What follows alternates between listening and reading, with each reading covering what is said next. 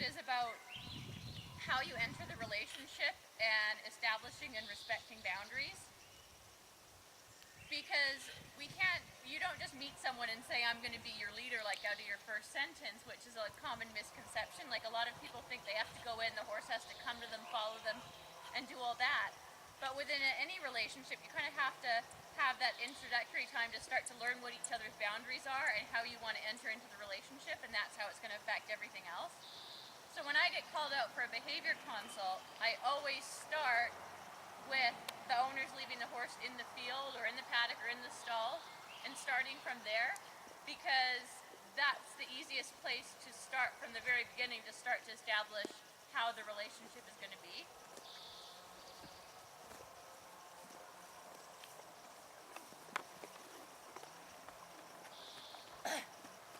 And so with Biscuit, because I know he's young and he's a stallion, I'm assuming I'm probably going to have to establish some boundaries.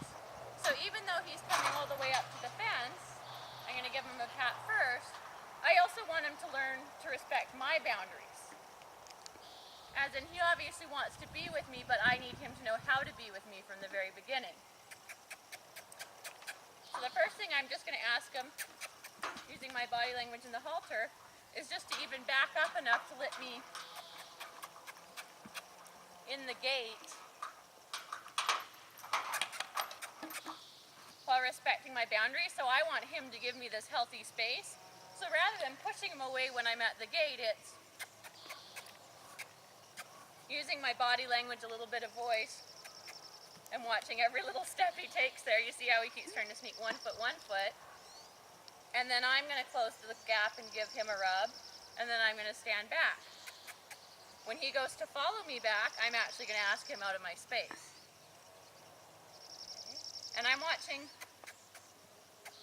every little movement that he makes, so it's like, that one was okay because it was just to get balance, but if he takes another step, I'll ask him back. And then I'll was a little quick. I'll go in and give him a rub. And that's his way of saying, no, not so much at the head, not so quickly.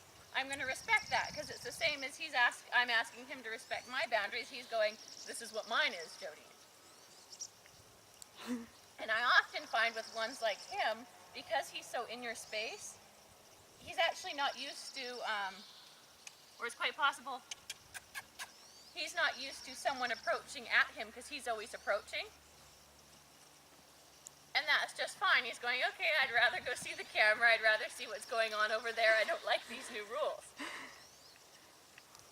And that's okay too. And I'm just going to walk over here. Good boy. Good boy.